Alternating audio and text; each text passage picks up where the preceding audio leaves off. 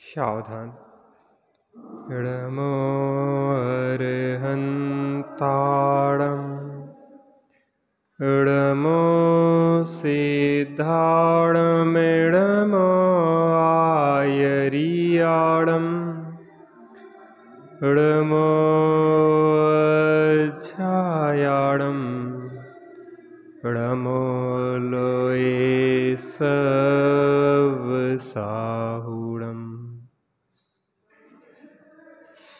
नमः समय साराय स्वानुभूत्या चकासते चित्स्वभावाय भावाय सर्वभावान्तरच्छिदे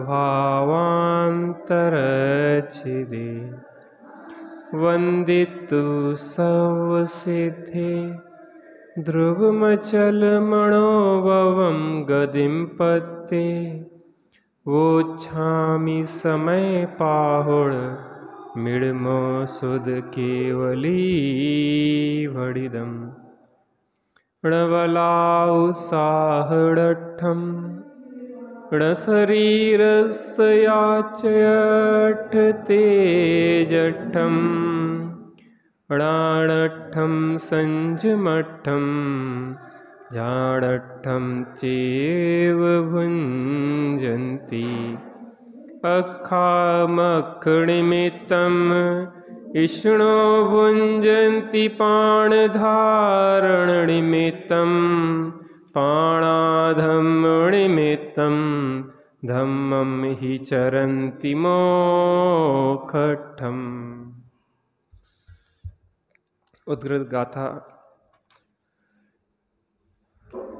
तात्प्रवृत्ति टीका में जो 212 गाथा के बाद जयसेन स्वामी ने गाथा उद्धृत की है, उसके आधार पे थोड़ी चर्चा अपन यहाँ कर रहे थे।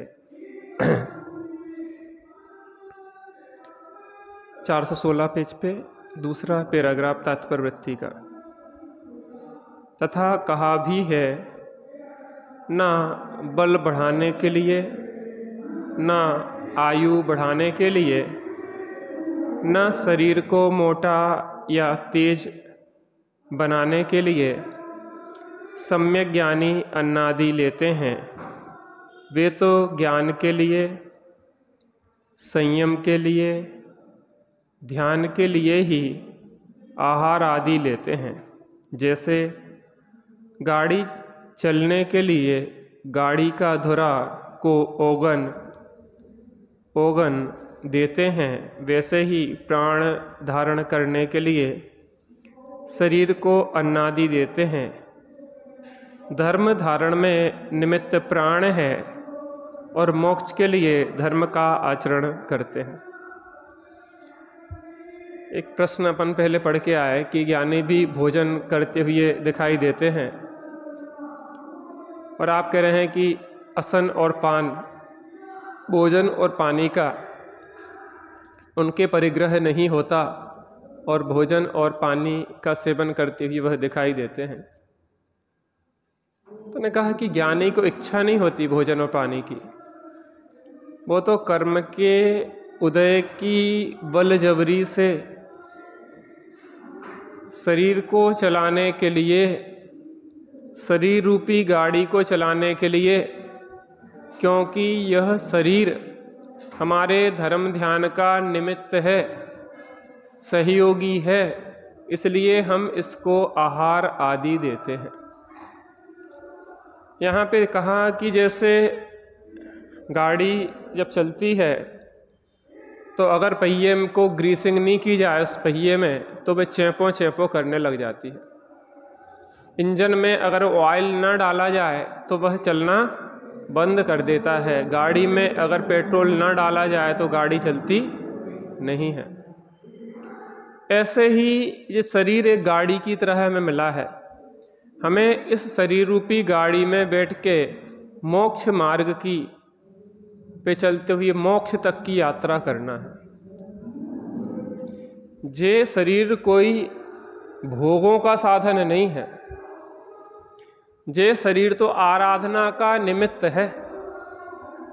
और इस शरीर की व्यवस्था बनाते हुए निरंतर यह हमारी श्रद्धा और ज्ञान में होना चाहिए कि हम यह शरीर को भोजन आदि देके ना शरीर के बल बढ़ाने के लिए ये भोजन दे रहे हैं, ना आयु बढ़ाने के लिए हम यह भोजन दे रहे हैं, न शरीर को मोटा ताजा या तेज युक्त करने के लिए हम भोजन दे रहे हैं। जहाँ व्यक्ति का दृष्टिकोण बदल जाता है, जहाँ दृष्टि बदलती है तो सृष्टि ही बदल जाती है। भोजन कराते हुए, अन्न व्यवस्थाएं करते हुए ज्ञानी भी दिखाई देते हैं और अज्ञानी भी दिखाई देते हैं। लेकिन ज्ञानियों का लक्ष्य क्या होता है और अज्ञानी का लक्ष्य क्या होता है? लक्ष्य में अंतर होता है। बिल्ली उसी मुंह से अपने बच्चे को पकड़ती है और उसी मुंह से चूहे को पकड़ती है। बच्चे को इस रीति से पकड़ती है कि उसको खरोंच भी ना आ जाए, और चूहे को इस रीति से पकड़ती है कि वह छूट के बच के चला ना जाए। अभिप्राय का बहुत बड़ा फेर है। बाहर वाला देखते हुए तो उसको दोनों सिचुएशंस एक सी दिखाई देगी। क्या? दोनों स्थिति एक सी दिखाई देगी, उसमें कोई अंतर दिखाई नहीं देगा। लेकिन अंतर है पकड़ का। वो अपने दांतों को चूहे में ऐसे गपा देती है कि ये छूट ना जाए, और अपने बच्चों के लिए दांत ऐसे रखती है कि वो गड़ ना जाए। अंतर कितना आ जाता है। हमें जहाँ हमारी दृष्टि बदल जाती है तो हमारी सृष्टि बदल जाती है। क्या बदल जाती है? जहाँ हमारी दृष्टि बदल जाती है वहाँ सृष्टि बदल जाती है। इसलिए मोक्ष मार्ग में सम्यक दर्शन का महत्व है। क्या का महत्व है? सम्यक दर्शन का महत्व है। जहाँ यथार्थ दृष्टि आ गई, सही देखने की दृष्टि आ गई, अब वह किसी भी कार्य को करते हुए उसमें उलझ नहीं जाएगा, मजबूरी को मजबूरी समझेगा। तो वो आहार अन्नादि क्यों लेते हैं? ज्ञान के लिए, जिससे हमारी ज्ञानाभ्यास, ज्ञान की साधना निराबाध रूप से चलती रहे, अविच्छिन्न रूप से हम अपनी ज्ञान स्वभावी आत्मा की आराधना करते रहें, अविच्छिन्न रूप से आचार्य और ज्ञानियों के मंतव्य को समझ के हम मुक्ति मार्ग में बढ़ते रहें। संयम के लिए हमारा जीवन, हमारे जीवन में संयम की साधना चलती रहे, परमार्थ संयम अपने स्वरूप में स्थिर रहें, और व्यवहार संयम हम बाह में अपने व्यवहारिक मूल गुणों आदि को, व्यवहारिक आवश्यक आदि को पालन यथा योग्य करते रहें। जीवन में व्यवहार और परमार्थ धर्म की साधना हमारी बनी रहे। ध्यान के लिए, व्यवहार से देखा जाए तो ध्यान के लिए शरीर की भी स्थिरता की आवश्यकता होती है। क्यों? अगर शरीर स्थिर नहीं है, शरीर अगर स्वस्थ नहीं है, तो आसन की स्थिरता नहीं हो पाती, और आसन की स्थिरता नहीं हो पाती है तो मन की स्थिरता भी नहीं हो पाती। निचली भूमिका में करने दो, आप ना देखो को। काहे की? आसन की स्थिरता नहीं हो तो मन की भी स्थिरता नहीं हो पाती है। इसलिए अगर हमें अपने ध्यान की सिद्धि करना है तो शरीर की स्थिरता बने ऐसे उपाय करना चाहिए। शरीर को भी बिगाड़ना नहीं चाहिए। जो लोग चाहते हैं कि भोगों को भोग के हम सुखी हो जाएंगे, तो वो भोगों को अत्यंत तीव्र लिप्सा से भोगते हुए अपने इंद्रियों को ही खराब कर लेते हैं अति करने से। तो उनके धर्म ध्यान तो होता ही नहीं है, भोग भी छूट जाते हैं। क्या छूट जाते हैं? कोलेस्ट्रॉल हो जाए, डायबिटीज हो जाए, तो फिर जो भोग भोग रहे थे वो भी छूट जाते हैं। इसलिए दोनों चीज, व्यवहार और परमार्थ के लिए हमें बहुत संतुलन के साथ जीना होगा। क्या के साथ जीना होगा? संतुलन। जिन शासन हमें बैलेंस सिखाता है, व्यवहार और परमार्थ का बैलेंस अगर हमारे जीवन में हो तो उपयोग स्थिर होए। क्या स्थिर हो? उपयोग स्थिर हो। तो ध्यान की सिद्धि के लिए अगर स्थिरता चाहिए है, वो स्थिरता चाहिए है कि जिसमें छपक श्रेणी को पे आरोहण करके हुए हमें केवल ज्ञान की सिद्धि हो जाए, तो उसके लिए वज्र वृषभ नाराज सहनन चाहिए पड़ता है। ऐसा शरीर चाहिए है मजबूत कि बिल्कुल वज्र की कीली, वेस्टन आदि जिसमें हो, कि 1 साल तक अगर खड़े हैं बाहुबली जी तो खड़े हैं, अब चपर चपर नहीं कर रहा है वो शरीर, खड़े हैं तो वो स्थिर है। निमित्त नैमित्तिक घनिष्ठ संबंध है। ये बात सही है कि शरीर से धर्म नहीं होता है, लेकिन शरीर की अस्थिरता उपयोग की अस्थिरता का निमित्त बन जाती है। क्या बन जाती है? उपयोग की चंचलता का निमित्त बन जाती है। इसलिए शरीर को भी बहुत संतुलन के साथ रखना चाहिए। यहां नीचे सी बात को कह रहे हैं कि जैसे आप गाड़ी रखते हैं तो गाड़ी रखने के साथ गाड़ी का मेंटेनेंस भी चाहिए। क्या चाहिए? मेंटेनेंस भी चाहिए, उसकी सर्विसिंग भी चाहिए, उसको पेट्रोल डीजल जो भी उसको देना है, ऑयलिंग, उसको उसका जितना अच्छा मेंटेनेंस आप रखेंगे वो गाड़ी उतनी अच्छी तरह से आपको आपकी व्यवहारिक मंजिल तक पहुंचा देगी। और टायर में हवा कम है, टायर पंचर है और आप दौड़ाए जा रहे हैं 100 की स्पीड में, तो क्या आप गंतव्य तक पहुंच जाएंगे? कहीं भी वह पलट जाएगी और आपके प्राण पखेरु उड़ने का भी खतरा है। तो जो समझदार लोग होते हैं अपनी गाड़ी को व्यवस्थित रखते हैं, निकलने के पहले एक बार चेक कर लेते हैं, देख लो भाई पेट्रोल डीजल बराबर है कि नहीं है, नहीं तो जंगल में खड़ी हो जाए, इसलिए पहले से ही भरवा के चलो उसको। उसमें कहीं टायर वगैरह में हवा कम तो नहीं है, व्यवस्थित रूप से उसमें ऑयल वगैरह है कि नहीं है, हर चीज़ व्यवस्थित है, तब क्या होगा? आपकी गाड़ी आपको निराबाद रूप से आपके व्यवहारिक गंतव्य तक पहुंचाएगी। शरीर का मेंटेनेंस शरीर के लिए नहीं कर रहे हैं, पंचेंद्रिय के भोगों और विषयों के लिए नहीं कर रहे हैं, शरीर का मेंटेनेंस हम आत्मा की आराधना के लिए कर रहे हैं। हमें अपना एक एक क्षण स्वरूप की आराधना के लिए बिताना है। काय के लिए बिताना है? स्वरूप की आराधना के लिए बिताना है, ज्ञान की साधना के लिए बिताना है, संयम की साधना के लिए बिताना है और ध्यान की साधना के लिए बिताना है। खूब ज्ञानाभ्यास करो, आंखों को बढ़िया रखो, टीवी और मोबाइल चला चला के आंखों को नष्ट ना कर दो कि जनवाणी को हम पढ़ ही ना पाए, आंखें इतनी कमजोर हो जाएं। इन इंद्रियों को भी स्वस्थ इसलिए रखो कि इससे हम अपनी आत्मा की आराधना को कर पाएं, क्योंकि यह गाड़ी, मनुष्य भाव की गाड़ी बहुत दुर्लभता से प्राप्त होती है,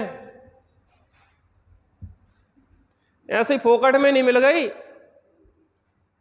बहुपुण्य पुंज प्रसंग से शुभ देह मानव का मिला।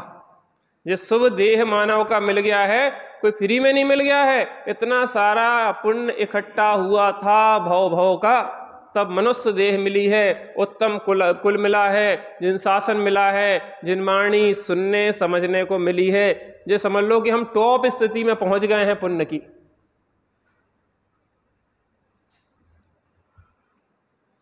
बहुत कुछ इस जीवन को भोगों के लिए समर्पित करने लायक नहीं है। भोगों की अग्नि में यह जीवन हवन नहीं होगा।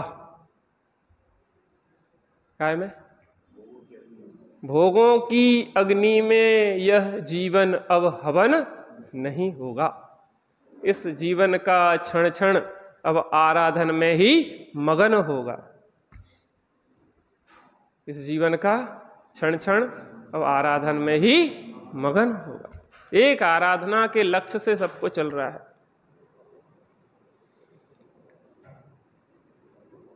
तो यहां पे कहते हैं वैसे ही प्राण धारण करने के लिए शरीर को अन्नादि देते हैं।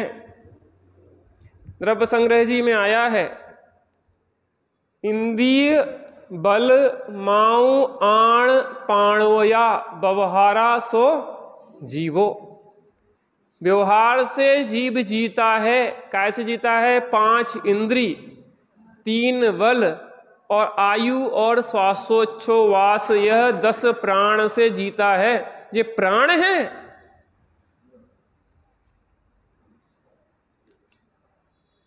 पांच इंद्री, 3 बल, मन बल, वचन बल, काय बल, आयु और श्वासोच्छ्वास, ये प्राण है। 10 प्राणों से व्यवहार से जीव जीता है, इसका निषेध नहीं है। इस शरीर में यह चेतना रह रही है। अभी इसके लिए रहने के लिए एक मकान बना दिया है कर्म ने। तो इन 10 प्राणों की रक्षा होती है अन्न से। तो अन्न को भी प्राण कहा जाता है। और धनों और अन्न का लाने के लिए धन निमित्त बनता है, इसलिए धन को भी प्राण कह दिया जाता है। लेकिन कोई व्यक्ति धन का संग्रह करता रहे और धन से अन्न लाके शरीर को पोषण ना करे और शरीर का ही पोषण करता रहे और आत्मा का पोषण ना करे, वो मूर्ख है। धन बहुत है, धन से अन्न ना लाए और शरीर में ना खिलाए तो शरीर चलेगा कि नहीं चलेगा? और शरीर को ही खिलाता रहे और शरीर जिसके माध्यम था धर्म आराधना के लिए, वो धर्म आराधना ध्यान स्वाध्याय आदि की आराधना ना करे तो भी मूढ़ है कि समझदार है?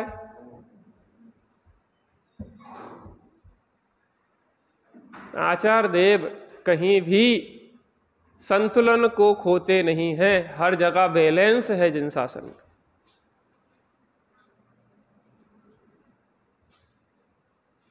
लक्ष्य अगर हमारी आत्मा का आराधना का है तो ये शरीर के 10 प्राण आपकी आत्मा की आराधना में सहयोगी हैं।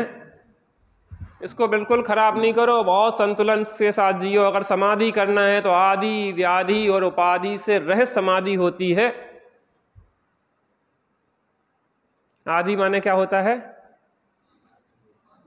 मानसिक रोग। ज्यादा टेंशन चिंताओं में ना पड़े रहो।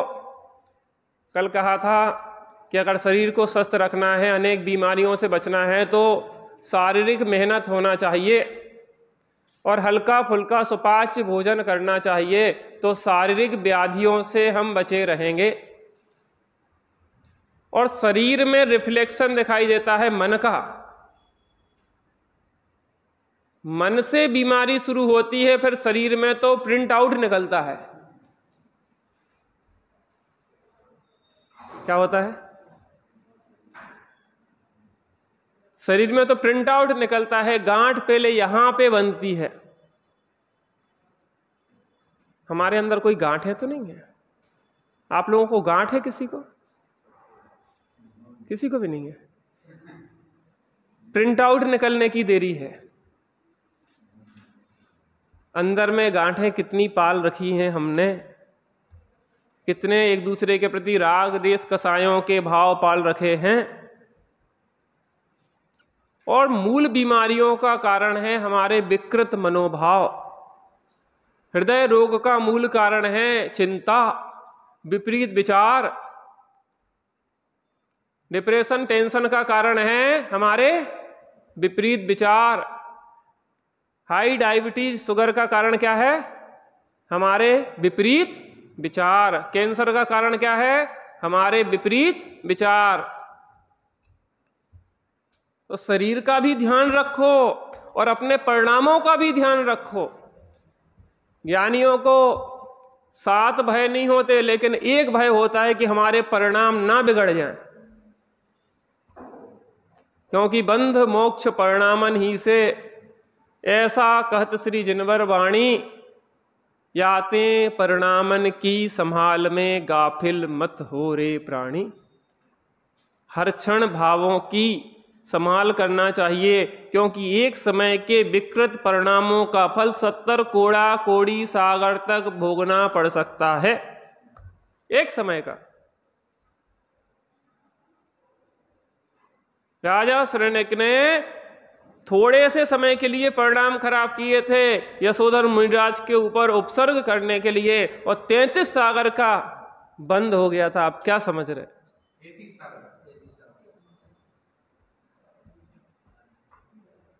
लेकिन एक बात भी है, परिणाम सुधार लिए थे तो वो सब सागर भी समेट गए थे और चुल्लू भर रह गए थे। कम हो गए ना, कम होना अलग बात है, लेकिन बंद तो इतना किया था, लगभग 33 सागर। तो भावों से घट गए, भावों से बढ़ गए थे। सोने की कीमत क्या रेट चल रहा सोने का? वैसे 92.5 हो गया शायद, है? 1 लाख नहीं हो गया, एकदम 1 लाख ना पहुंचा, धीरे धीरे चढ़ने दो उसको। 92.5 के लगभग हो गया है। अभी अगर 92,500 से 92,500 हो जाए तो सोने का क्या होगा? लेकिन भावों का ही तो खेल है। वो तो एक लोहा भी एक धातु है, सोना भी एक धातु है, दोनों धातुओं में वैसे कोई भेद नहीं है, लेकिन भावों का ही तो अंतर है। एक भाव निगोदिया के हैं और एक सिद्ध भगवान के भाव हैं। अंतर है कि नहीं? भाव भाव में जीव तो वो भी है और जीव तो वो भी है और जीव तो हम भी है। हमारी पूज्यता हमारे अच्छे भावों से होती है और हमारी निंदा हमारे निम्न भावों से होती है। तो शरीर को भी साधो काय के लिए? धर्म आराधना के लिए। भावों को भी साधो काय के लिए? धर्म आराधना के लिए। भाव अच्छे होंगे, तत्व विचार चलता रहेगा तो कभी भी उपयोग अंतर्मुखी हो सकता है। तो एक सहज निमित्त नैमित्तिक संबंध है काय का? जीव के भावों का और कर्म का। यद्यपि दोनों एक दूसरे के कर्ता हर्ता धर्ता नहीं है। कौन? ना जीव कर्मों का है, ना कर्म जीव के भावों का है, लेकिन निमित्त नैमित्तिक ऐसे संबंध हैं घनिष्ठ। हमने तत्व विचार किया, हमने भेद विज्ञान किया। क्या हमारे तत्व विचार से, हमारे भेद विज्ञान से दर्शन मोह का उपशम, क्षय क्षयोपशम होगा कि नहीं होगा?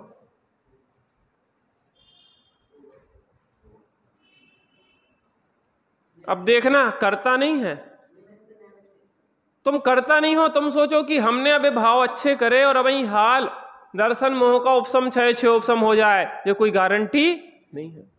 लेकिन हाँ, ऐसा निमित्त नैमित्तिक घनिष्ठ संबंध है कि जीव के भाव चढ़ते हैं और कर्म के भाव गिरते हैं।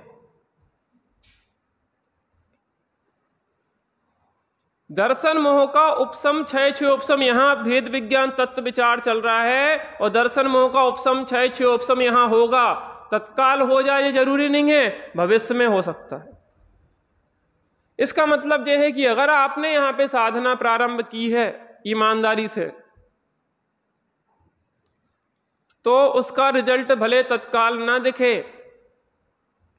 तत्व विचार वाला तत्काल तो शांति पाता ही है, लेकिन दर्शन मोह का उपशम क्षय क्षयोपशम होके उसको तत्काल सम्यक दर्शन हो जाए ये जरूरी नहीं है। आप जब उस घटना से गुजरेंगे आत्मानुभूति की, तो आपको ऐसा लगेगा कि वो अचानक घटित हुआ। अचानक किसी दिन आपका उपयोग अंतर्मुख ढल जाएगा। माने आपको ये लगेगा कि हमने कुछ किया ही नहीं, और अचानक वो घटना एकदम से एक हमारे साथ घटित हुई कि आज तक जो हमारे साथ घटित नहीं हुआ था।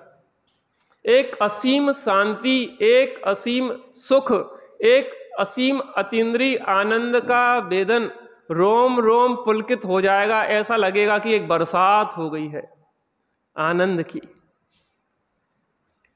वो घटना जो घटित होगी उस क्षण में आप कोई भी क्रिया करते रहे, क्या घटना चल रही है वो महत्वपूर्ण नहीं है उस क्षण में, क्योंकि आपने उसका अभ्यास जो पूर्व में किया था, भावों को जो निर्मल बनाया था, तत्वों का जो विचार किया था, उस समय दर्शन मोह का उपशम क्षय क्षय उपशम नहीं हुआ। आगामी काल में दर्शन मोह का उपशम क्षय क्षय उपशम होगा और स्वयं सम्यक दर्शन हो गया। वो स्वयं नहीं हुआ, वो आपकी विशुद्धि का रिजल्ट है। बच्चा साल भर पढ़ता है, परीक्षा दे दी, 2 महीने बाद रिजल्ट आएगा, तो रिजल्ट 2 महीने बाद भले आया हो, लेकिन 2 महीने पहले परीक्षा दी उसका आया ना। इसीलिए हम बार बार कहेंगे खूब भेद विज्ञान करो। ऐसे आचार्य गुरुवर मिले हैं, ऐसी जिनवाणी माता मिली है, ऐसी भेद विज्ञान की चर्चा मिली है, ऐसा समागम मिला है। जी समागम इस पंचम काल में मिलना कोई चिंतामणि रत्न से कम कीमत का नहीं है। ऐसे साधर्मियों का समूह मिलना, एक एक व्यक्ति की कितनी कीमत है। श्रीमद जी कहते थे साधर्मी हमारे प्राण हैं। जिस शरीर रूपी 10 प्राण नहीं, साधर्मी हमारे प्राण है। पता, वो हमें जागृत करते रहते हैं, वो कभी गाफिल नहीं होने देते। जब हम भूलने लगते हैं कि हम आत्मा हैं तो हमें याद दिलाते, नहीं नहीं तुम शरीर नहीं, तुम आत्मा हो। बार बार हमें भेद विज्ञान कराने में सहयोगी होते हैं, तत्व निर्णय कराने में सहयोगी होते हैं। कितना उपकार होता है, आप विचार करो। धन धन साधर्मी जन मिलन की घड़ी। काय की घड़ी? साधर्मी जनों के मिलने की जो घड़ी है ना, ये बहुत धन्य है, महाभाग्य से मिलती है। कोई आसानी से नहीं मिला जी हमें समागम। इसके लिए हमने बहुत पुण्य इकट्ठा किया था, बहुत बड़ा इन्वेस्टमेंट है जी हमारा, जो आज यहाँ बैठ पाए हम, जो समागम मिला है। भावना भाई हमने हमेशा नरकों में रहे हो और भावना भाई होगी, कब सत्समागम मिले तो हम यहाँ नरक से निकल के आए होंगे। कितनी दुर्लभता है इस मनुष्य भव की। इस मनुष्य भव की एक एक घड़ी, एक एक श्वास कितनी कीमती है। हर श्वास श्वास में प्रभु सुमिरन से नासिका शोभा पाती है। कुछ नहीं हो तो नमोकार मंत्र का, पंच परमेष्टि का स्मरण करते रहना चाहिए 24 घंटे। और कुछ नहीं हो तो कम से कम ओम की अविच्छिन्न धारा चलते रहना चाहिए, क्योंकि ओमकार में पंच परमेष्टि गर्वित है। उस एटमॉस्फियर को सुधारे रहो अपने परिणामों का। घर में हो, चाहे मंदिर में हो, चाहे कहीं हो, अपने मन को स्वच्छ और निर्मल बनाने का अभ्यास कर। और वो बनता है साधर्मियों के बीच में। अगर एक घर में सास और बहू की रुचि एक सी है, दोनों तत्व विचार रखती हैं, दोनों के भाव स्वाध्याय दोनों ने किया है, दोनों स्वाध्यायी हैं, तो आपका जो भोजनशाला है वो भोजनशाला नहीं रहेगी, वो स्वाध्याय भवन बन जाएगी। बहू सास से पूछेगी कि माँ 7 तत्वों का स्वरूप तो बताना थोड़ा। नहीं बताते हैं, थोड़ी सीटी आ रही है, उसको थोड़ा बंद कर दें, उसके बाद बताते हैं हम तुम्हें। आप सोचो काम बोझा लगेगा क्या? आपका हर काम आनंदमय हो जाएगा। श्रीमद जी इसलिए कहते हैं अपने परिवार को भी धर्म ध्यान में लगाना चाहिए, क्योंकि 24 घंटा रहना तो उनके बीच में हो। तुम आधा घंटा 1 घंटा इतने बैठ गए तो उसे क्या हुई है? घर का माहौल वातावरण भी तो अच्छा बनाओ ना। नाती आए कि दादी बताना, अनंत भगवान का स्वरूप थोड़ा बताना, ऐसी तत्व चर्चा हो तो फिर कैसा होगा घर एक मंदिर बन जाएगा। माने यहीं पे आपको ऐसा लगने लग जाएगा कि शायद कबीरदास जी की वो पंक्ति याद आती है, कबीरा मन निर्मल भयो ज्यों गंगा को नीर, और पाछे पाछे हरि फिरे कहत कबीर कबीर। हमारा मन इतना पवित्र हो गया है, अब हमें मोक्ष की कामना भी नहीं है, क्योंकि यही मुक्त स्वरूप का आनंद कर रहे हैं। हमें क्या करने, मोक्ष में कछुते जाके मोक्ष में सुख थोड़ी ना रखो। यहाँ पे जो अतीन्द्रिय आनंद को भोगते हैं उन जीवों के लिए मोक्ष में बिठा दिया जाता है। ये प्रकृति की व्यवस्था है, हम काय को सोचे। हम तो यही आनंद कर रहे हैं ना बैठ के, यही आनंद है। बढ़िया खूब विशुद्धि बढ़ाते हुए उपयोग को अंतर्मुख ढालते हुए आनंद करो ना। बहु सास से पूछे कि अतीन्द्रिय आनंद का जब वेदन होता है तब कैसा लगता है। ऐसी चर्चा होगी ना आपका घर कैसा लगेगा, आपको फिर स्वाध्याय की भी अटक नहीं होगी। देखो हमारा तो 24 घंटा स्वाध्याय चलता रहता है। आधी रात को भी अगर बहू को प्रश्न खड़ा होए तो सास को जगाए कि माँ जी वो हम स्वाध्याय कर रहे थे, इसका समाधान नहीं मिल रहा है, बता दो। जीवन का कोई भरोसा नहीं है, सवेरे मिली नहीं मिली रात ही में बता दो। हम तो त्यागी जी के पास ऐसे ही रहता, आधी रात को भी इच्छा हो तो जगा के पूछ लेते। अरे शंका लेके कहाँ जाएंगे। माने एक हर चीज का शरीर भी, जो 10 प्राण भी आत्मा की आराधना के लिए है, जो साधर्मियों का समूह भी काय के लिए है, एक आत्मा की आराधना के लिए है। माने अपन को 24 घंटे एक ही धुन होना चाहिए कि कैसे आत्मा की उपलब्धि हो। और जिसे आत्मा की उपलब्धि होती है उसे निरंतर एक ही धारा होती है कि वह दशा बार बार कैसे बने। जिसने उपलब्धि की होगी उसको यह फीलिंग समझ में आएगी कि हर क्षण उसका उपयोग एक उपयोगवान में ही लगा रहता है और बार बार वही आत्मा के अतीन्द्रिय आनंद को भोगना चाहता है और हर क्षण 24 घंटे एक ही दशा बनाने का प्रयास करता है, एक ही एटमॉस्फियर देता है वो हर काम के बीच में कि कैसे उपयोग अंतर्मुखी हो।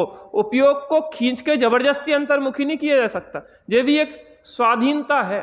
आप चाहो कि अभी अनुभव कर ले, आपके हाथ में नहीं है, लेकिन जब अनुभव की घड़ी आएगी तो आप उसको एक एटमॉस्फियर देना, उस घड़ी को जाने नहीं देना। पता, सूर्य के प्रकाश को आपको अपने घर में लाने में जबरदस्ती नहीं की जा सकती है, लेकिन आप द्वार खिड़की खोल के दरवाजे खोल के बैठ जाओ। जब वो उगेगा तो स्वयं प्रकाश आ जाएगा। बस आपको इंतजार करना पड़ेगा। आज तो बादल हैं, आज तो सूर्य उगा नहीं है, कोई बात नहीं, आज नहीं होगा कल उगेगा। हम तो द्वार खोले बैठे हुए हैं, जब उगेगा तब उगेगा और जब उगेगा तब प्रकाश आ जाएगा। इतने निर्भरता से जब बैठ जाएंगे हम तो किसी ना किसी समय उपयोग की धारा अंतर्मुखी होगी और अतीन्द्रिय आनंद का वेदन हो जाए। एक ललक 24 घंटे बनी रहना चाहिए। हर काम करते हुए, उठते बैठते हुए कैसे उपयोग इन विकल्पों से दूर हो जाए, इन विभावों से दूर, इन विकारों से दूर, आत्म राम में आनंद प्रचुर, राग द्वेष से दूर, पुण्य पापों से दूर, आत्म राम में आनंद प्रचुर।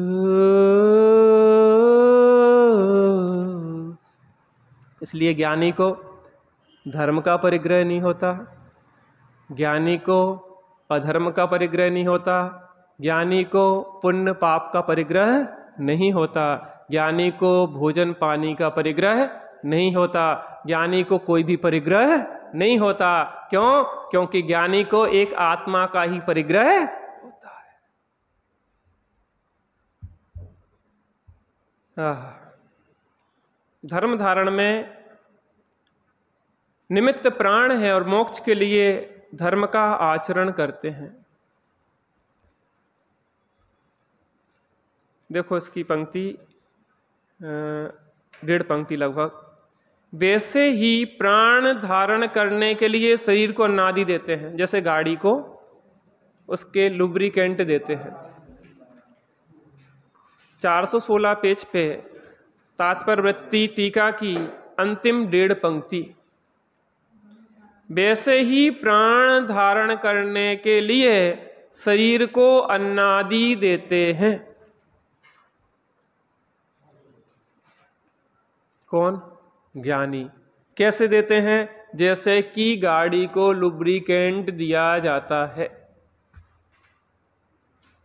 इन 10 प्राणों के धारण की व्यवस्था इस मनुष्य गति में यही है कि खाओ, भोजन डालो, तब यह गाड़ी चलेगी, नहीं तो यह गाड़ी मनुष्य भव की नहीं चलेगी। ये इसी तरीके की गाड़ी मिली है।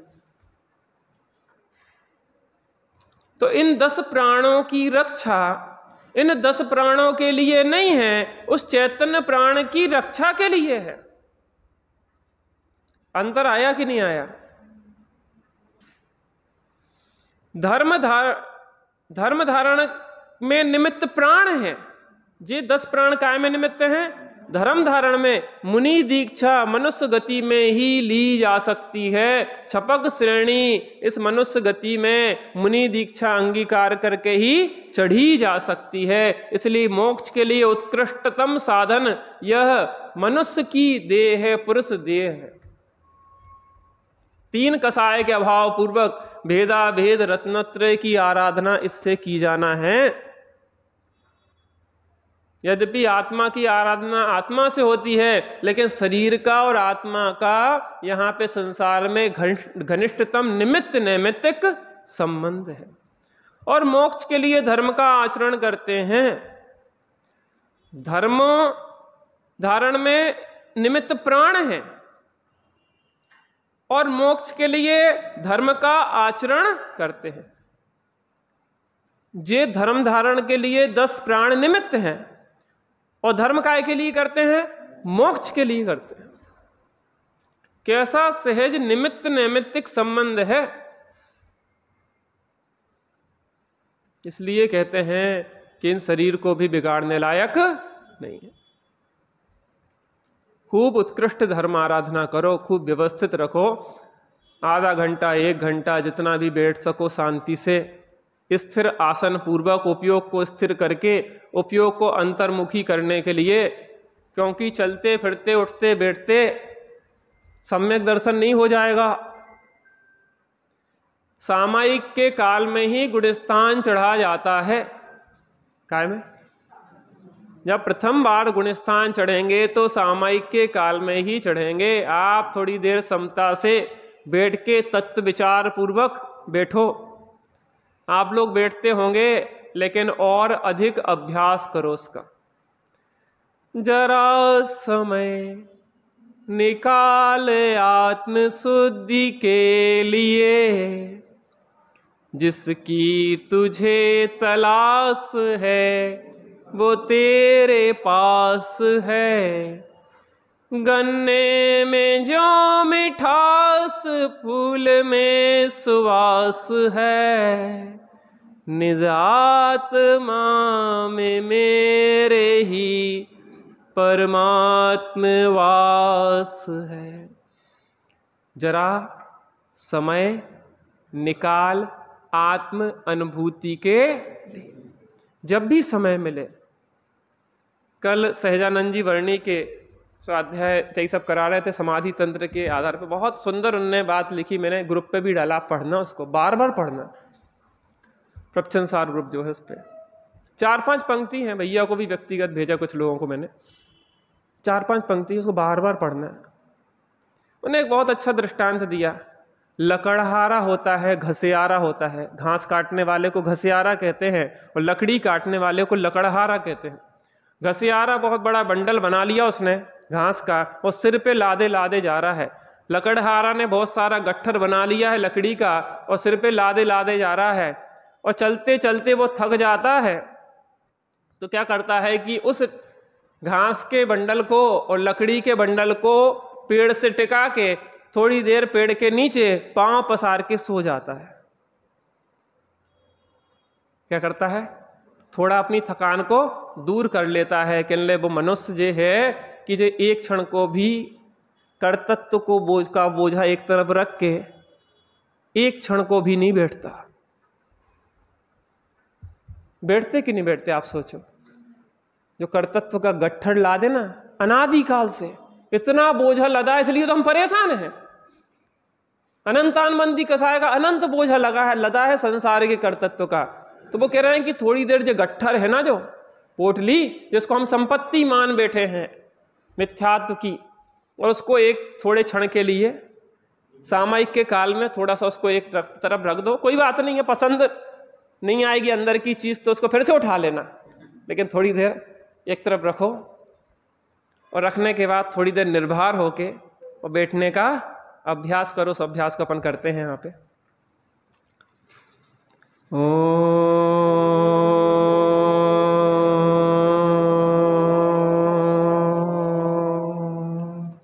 शांति शांति शांति।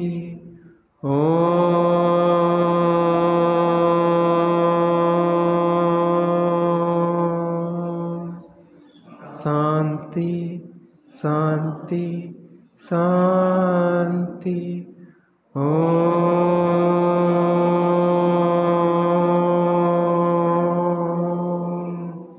शांति शांति शांति। विकल्पों का जो बोझा हमने सिर पर लाद रखा है, जिसके बोझ तले हम दबे जा रहे हैं, आचार्य देव कहते हैं थोड़ी देर के लिए उस बोझे को एक तरफ रख दो, क्योंकि इस जगत का परिणमन स्वयमेव हो रहा है। तुम किसी के कर्ता धर्ता हर्ता नहीं हो। हमारी दशा तो चलती हुई गाड़ी के आगे चलने वाले कुत्ते जैसी है कि वह समझता है कि हम इस गाड़ी को चला रहे हैं, हम पर के कर्ता धर्ता नहीं हैं, हम तो मात्र ज्ञाता हैं। ऐसा जानकर मानकर और थोड़ी देर बिल्कुल निर्भर होके हम बैठना सीखें, और उस निर्भरता में ही आत्मानुभूति उतरती है। थोड़ी देर विकल्पों का बोझा एक तरफ रख के शांति से बैठने का अभ्यास करते हैं।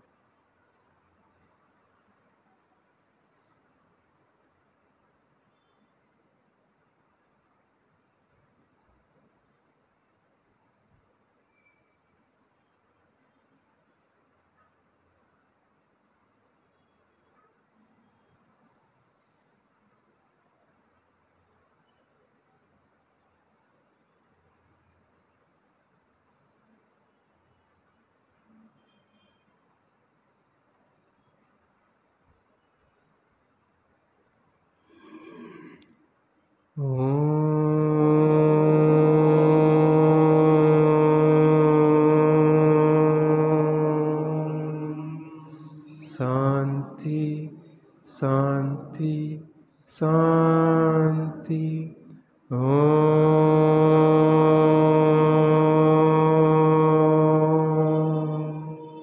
शांति शांति शांति।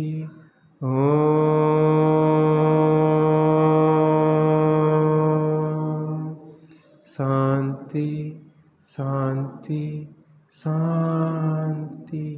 सहजानंदी शुद्ध स्वरूपी अविनाशी हूँ आत्मस्वरूप।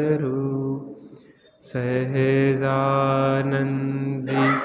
शुद्ध स्वरूपी अविनाशी हूँ आत्मस्वरूप। सहजानंदी शुद्ध स्वरूपी अविनाशी। एक सूचना है, 3:30 बजे से 23 का स्वाध्याय आश्रम में होता है, जिसके पास समय हो अवश्य लाभ लें। निज निधि निज में बता